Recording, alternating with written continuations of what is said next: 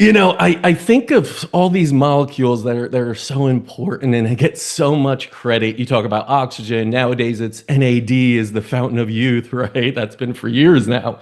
But nitric oxide usually doesn't get that much credit, I feel like. What brought you to the realization that you want to kind of dedicate your life to this molecule?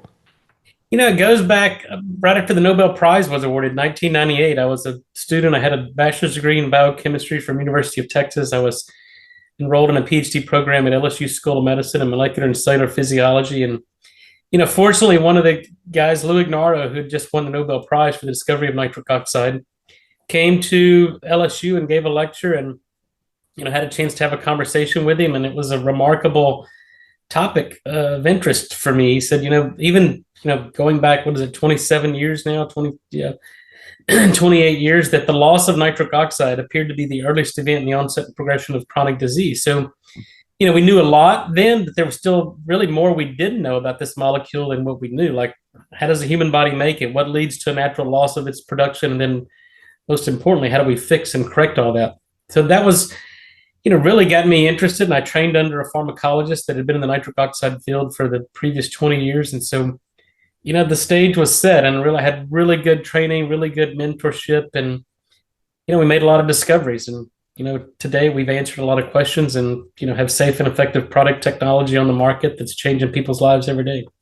Yeah, and you produce so many of them. I mean, I've known Neo 40 for a long time. You have Net, I know, and 101 right now that you're doing a lot with. And one of the things people don't realize with nitric oxide, I think it gets this kind of reputation as an enhancer of physical performance. A lot of people Yeah. before they work out, right, vascularity and everything, take NO2 or NO and do that. But you really emphasize that nitric oxide production declines with age, and that's a driving factor behind chronic disease and especially things like cardiovascular disease and neurological issues. Can you talk about that, about how you connected the decline to those elements of people becoming sick? Well, really, that data started in the 90s, looking at what we call endothelial dysfunction. So, in these age-related studies, they take agonists like bradykinin and acetylcholine and fuse it in the brachial artery, the coronary arteries, and then look at the resultant vasodilation. So, that's the ability to activate and stimulate enzymatic nitric oxide production. And what those data clearly showed was that with each decade, we lose on average about 10 to 12% of our endothelial function, the ability of the endothelial cells to produce nitric oxide. And then that appeared to be related to the loss of performance, whether it's cognitive performance, athletic performance, or sexual performance.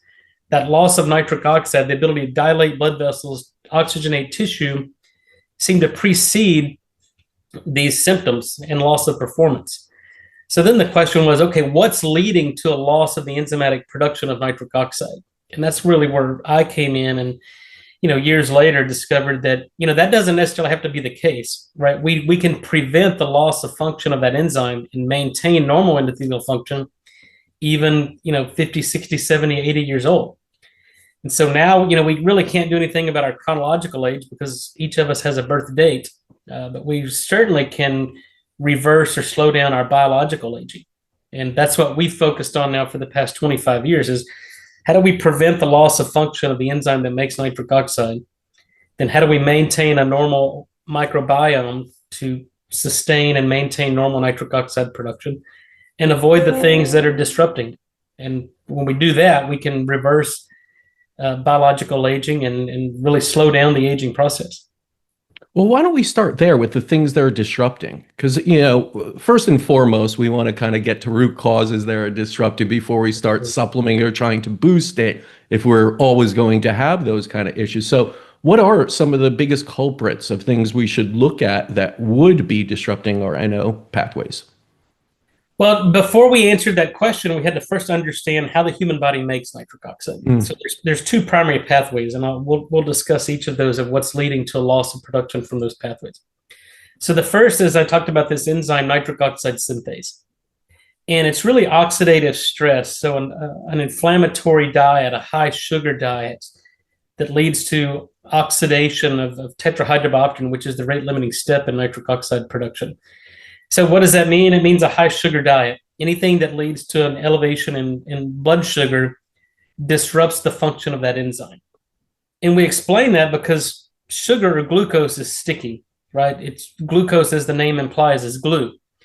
And so when we have too much glucose in our blood, it sticks to proteins, it sticks to enzyme. It's, hemoglobin A1C is quantifying the amount of sugar that's bound to hemoglobin.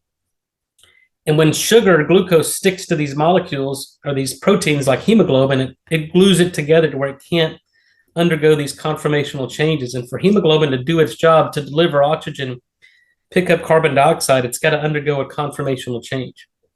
And if there's too much glucose stuck to it, it can't. And that's why diabetics become hypoxic. They develop peripheral neuropathy, macular degeneration, non-healing wounds, because their circulation and oxygenation is impaired. So just as the glucose sticks to hemoglobin, it sticks to the enzyme nitric oxide synthase and renders it dysfunctional. So glucose is the enemy. Sugar's the poison. And so I tell people, avoid anything that leads to an elevation in blood sugar. And you have to do this with continuous glucose monitors, because what may cause an increase in blood sugar on you may not for me, and vice versa. And that's why we have to personalize it.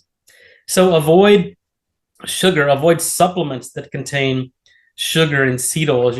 Many companies are out there putting nutrients and supplements in gummies and chews and basically poisoning the ingredient because it's sticking to the molecule and it renders it inactive.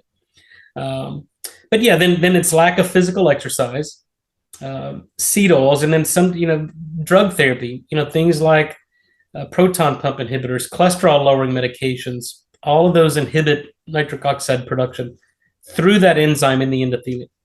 So that's number one. Then number two, there's what we call an enterosalivary circuit, that foods we eat, primarily green leafy vegetables, are enriched in nitrate.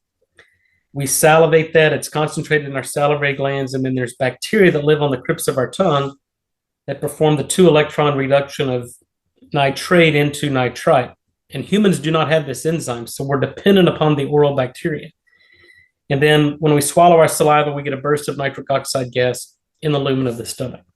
So then what disrupts that pathway? Number one, it's a poor diet, the standard American diet or the SAD diet. Number two, anything that's antiseptic, fluoride in our drinking water, fluoride in our toothpaste, antiseptic mouthwash.